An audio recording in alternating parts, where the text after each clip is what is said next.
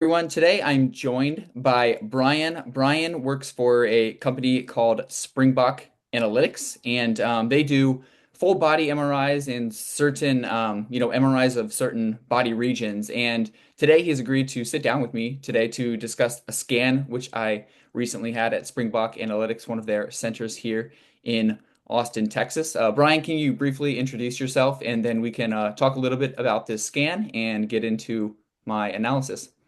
Sure, Brady. Thanks for having me on. I'm Brian Hederscheit. I'm a professor in the Department of Orthopedics and Rehab at the University of Wisconsin-Madison, and direct the Badger Athletic Performance Program with UW Athletics. As Brady mentioned, work with Springbok Analytics on a number of their initiatives. Awesome. And I had a great experience doing the scan. It was literally a few minutes from my house. We had somebody else who works for the company kind of set us up very smooth. And I think I was in the center for a total of 10 to 15 minutes for the scan. So it was great. And I think you all will get some, hopefully pretty good research on this that can inform a lot of training practices for athletes and things like that. Is that kind of the eventual goal here? I think it's exactly it. I mean, we've been using Springbok Analytics, for both scan acquisition and processing now for going on about 4 years. We've done a number of different research projects with them. They're partners with us on a big grant through the NFL looking at hamstring strain injuries. But we've utilized their resources and their services for both programmatically within UW Athletics for different teams, but then also, again, for a lot of our different research projects, much of which is related to distance running injuries, which probably is near and dear to your heart. Unfortunately, it is, Ryan. Yeah, as I think maybe most distance runners have experienced, injuries are kind of part of the sport. You can do a lot to mitigate them, but they happen if you're training hard. So I've certainly had my fair share of injuries, and doing analyses like these, in addition to going to PT and things like that, have been kind of, I think, influential in my journey to reducing my injury risk. And that was kind of why I agreed to do this scan and was so curious to learn about the results of it. For everyone listening, too, I'll link Brian's Google Scholar profile so you can see some of the research that they've published. I was browsing yesterday. There's a lot of good stuff in there. So Right. Brian, can you talk a little bit about what this scan is, maybe what we're looking at here on the screen? Yep. I'm going to rotate it around because actually we're looking at your backside right now. So let's start with your front. So this is you. This is it. This is the your actual data. Again, this is not just information that's scaled, but these are actually your MRI values that are rendered in 3 dimensions.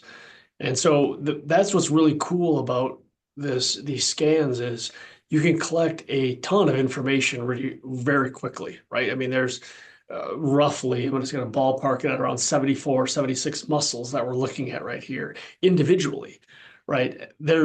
Think about trying to collect strength data on all of those muscles. You can't. I mean, the best we can do is collect what we call joint torques, and we cannot collect individual muscle data. And so that's what makes this really powerful especially when you combine it with a lot of what you've described before, your physical therapy sort of interventions and or tests. But even by itself, this holds a lot of really good information and also oftentimes offers a fair amount of insight.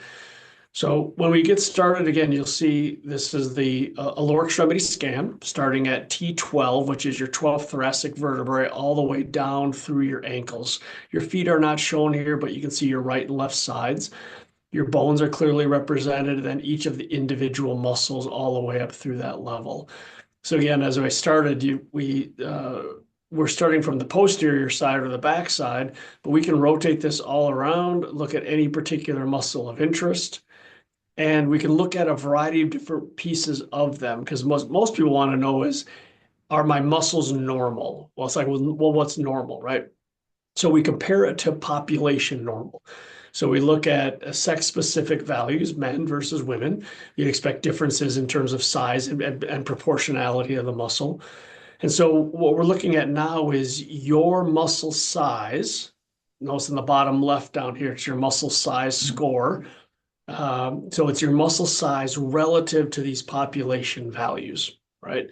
And so when you see anything that's purple or blue, That's good, right? That means you're bigger. That means your muscle size is larger than the average Joe, right? If you see something more toward the orangish palette, now you're talking about smaller, right? So that may need a little more attention, oftentimes because of an injury or something of how you train or perform, or an area that's underutilized, coming off of, a period of immobilization. You'd expect something there as well. But overall, if we look at your scan really quickly, it looks really quite impressive, right? I mean, as you'd expect, a lot of good quad development, larger than normal, right? This is all in that level of first or second shade color, so not, you're not bodybuilding size larger, but good size, right? Athlete size larger. Um, and you look at the lower extremity again as you rotate it around, you can see good vastus lateralis development, especially on that right side. Really good hamstring across all of the posterior right side. Larger so than your left. Your semitendinosus muscle in particular is quite large comparatively, whereas some of the other hamstrings on that left side, they're hanging around. They're solid. There's not a deficit, but they're not as big as your right side is. Okay. And we see something similar down here at your calf.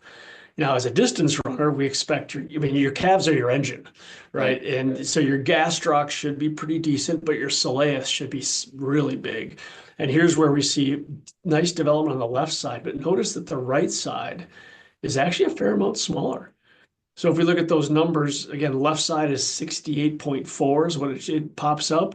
When we hover over it, right side is 58.3. So that's, again, think of 50 as that median of the population, right? If you're above 50, that means you're larger. And so both sides are larger, it should be, but that left side is quite a bit larger, right? And so those are some things that we take into consideration when we start interpreting these data.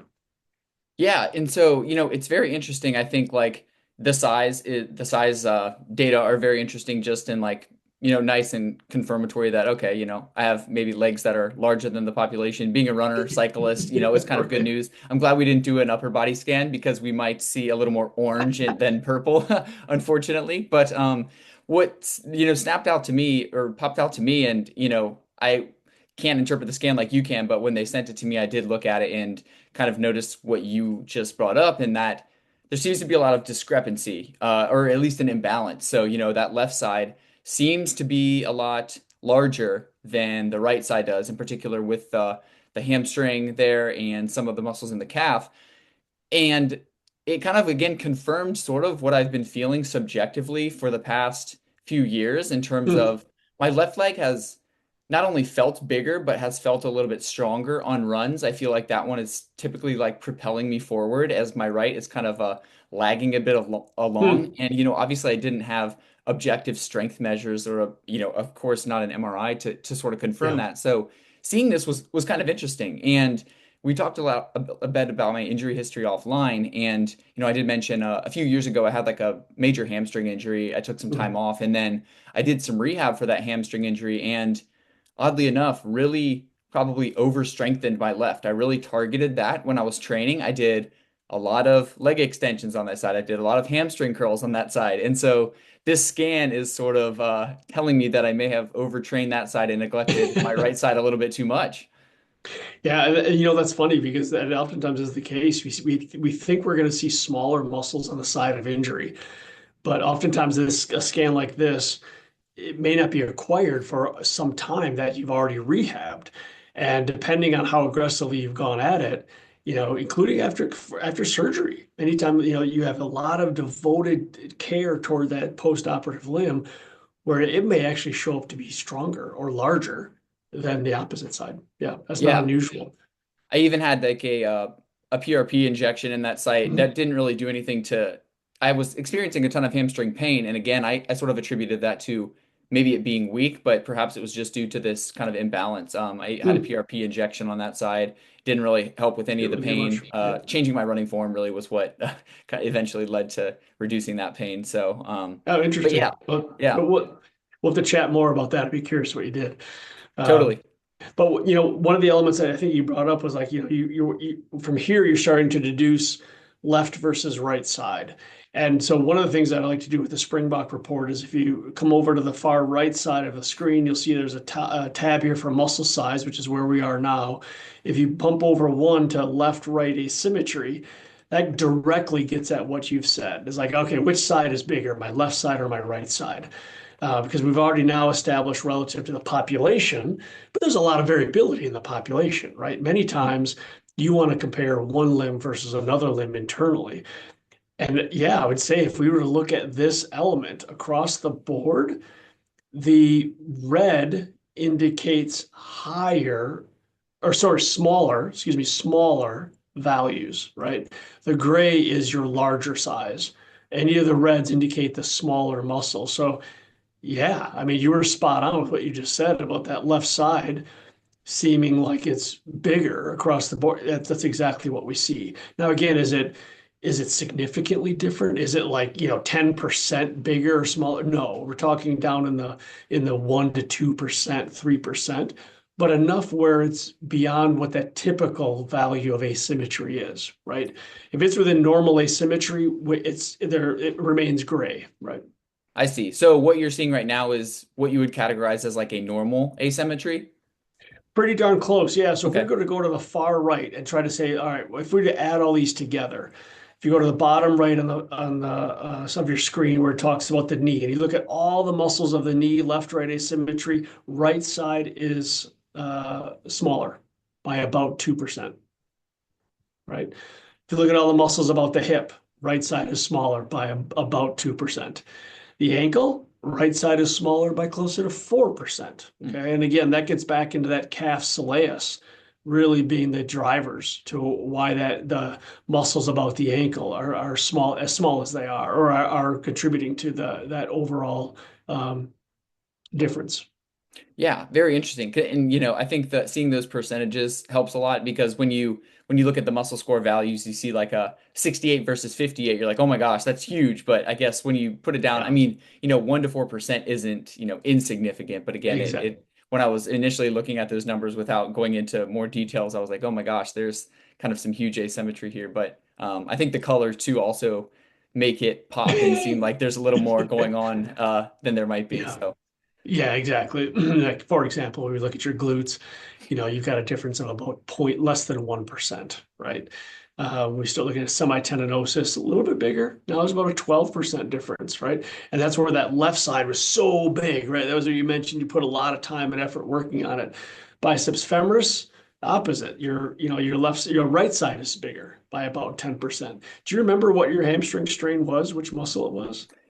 Oh gosh, I think it was the either semitendinosus or semimembranosus, and it was a Okay, very proximal hamstring injury, like closer got up it. to the glute. Yep, right off the bone area. Yep. Hmm.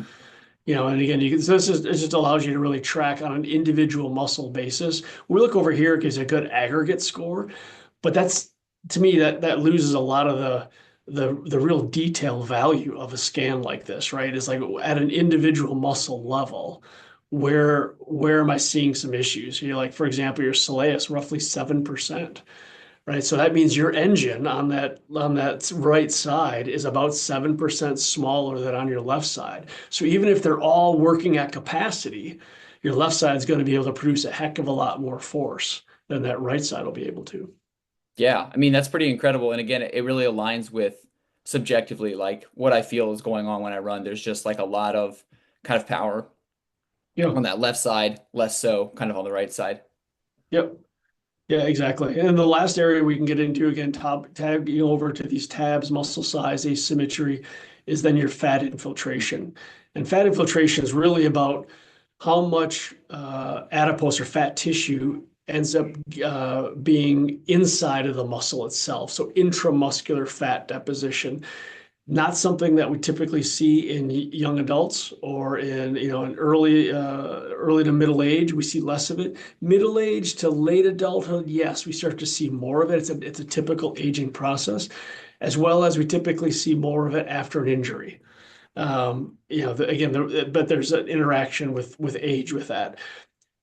these are all grayed out because there's an aspect of the scanner itself when your images were acquired that had a little bit of a noise issue, so it wasn't able to be picked up that well.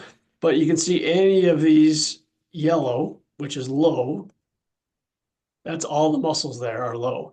You've got a little bit more fat deposition up in your quadratus lumborum, but otherwise everything else is way low as you'd expect it to be. Even the quadratus lumborum is at a very good level. So nothing there of note at all, nothing there of concern. Because this what this gets at is if you have more fat in the muscle, fat can't contract and produce Mhm. force. So now you've got a muscle size that filled with fat means that the muscle quality isn't really there, right? So we always want to make sure we interpret size relative to the quality when it comes to the fat infiltration. Yeah, and you said aging and kind of injury will cause that fat infiltration. Is that, largely due to just inactivity? I mean, the muscles sort of, changing composition, losing muscle mass, and then just fat is infiltrating as kind of a, maybe a compensatory mechanism or just, just due to the inactivity. That's generally what we believe it to be is more that inactivity, sedentariness related change in activity. Exactly. Yeah. Um, It yeah. reminds me of I'm sure you've like read this. There's kind of a well-known paper or like an image that floats around on social media. It's like an active 70-year-old and then an inactive 70-year-old who has like sarcopenia. And it's, I Yep. think, like a cross section of their quadriceps muscle. And you just see like the one in the sedentary person is just infiltrated with fat. There looks like there's zero Mhm. muscle there, just surrounding the bone. And then in the person who is active, it's like this just huge muscle. And obviously, like one selected from one single person, but I think that's always very illustrative of kind of what happens if you don't stay active with aging, or Yeah. again even just do like 2 3 weeks of bed rest, or injured for a little bit without Yeah. doing any sort of activity. It's kind of profound what happens. Yeah, exactly. I mean, then the next step with using these sort of data is like, all right, this is really a point in time for you, right? It can help maybe explain what you're feeling, explain some of your history. But now it's like, all right, if I have this asymmetry in my soleus, for example, I'm going to focus on it. I'm going to modify my plan. I'm going to run differently, or I'm going to add, heavy calf work into my routine on my off days. And I'm going to especially targeting the soleus. And after, 12 to 16 weeks, maybe 20 weeks or so, I'm going to come back with a second scan and see, does it work or not? Does all this effort I've been putting in, did it actually lead to the results that I wanted to? And that's where I think where the Springbok scans can really become powerful is when you get that longitudinal change over time sequence to it that really helps for you to evaluate your training plans. And or say you get injured in a month, right? And now you've got your pre-injury data here, Mhm. and you want to see, do I get back to that after I'm fully recovered from my injury? Yeah, no, it's incredible to have sort of this baseline. And I think I sort of got this scan at a good point because I think a month before this, I had like run a marathon. So I'm kind of in, great shape. I'm not in my peak shape, but I'm not coming off an injury. I'm not, at my maybe highest training level, but sort of in like this maintenance phase. So it's a good representation of what's going on when I'm sort of in my baseline training Yep. phase. But as you mentioned, I think I'm certainly gonna, take action based on these results and work on some soleus stuff. Maybe try to get that right rectus from more or that right side hamstring kind of strengthened a little bit more, and then maybe work on that right side quadriceps muscle too. I think those are three things to target. And then yeah, like you said, I think in maybe like 6 months or so, see if I can, get in touch with Springbok again and get another scan to see if any of that work uh, Perfect. fix some of those imbalances. Would you It's have a any good other plan. kind of recommendations? I mean, how does that sound? Or like, what would your, actionable insights be based on this plan for me?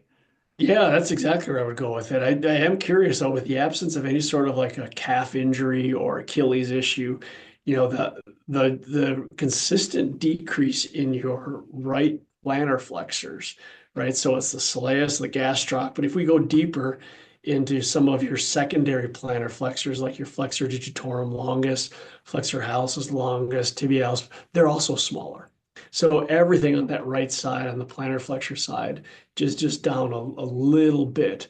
And again, given your sport, those I would have thought would be much higher or much more symmetrical, I guess I would say. So I'd be curious, is there something about your running form? Is there something? Yeah, is there some aspect of that? Because I doubt it's training related, because running it is such by nature a very symmetrical loading sport, that I wonder if it's your mechanics while doing the sport.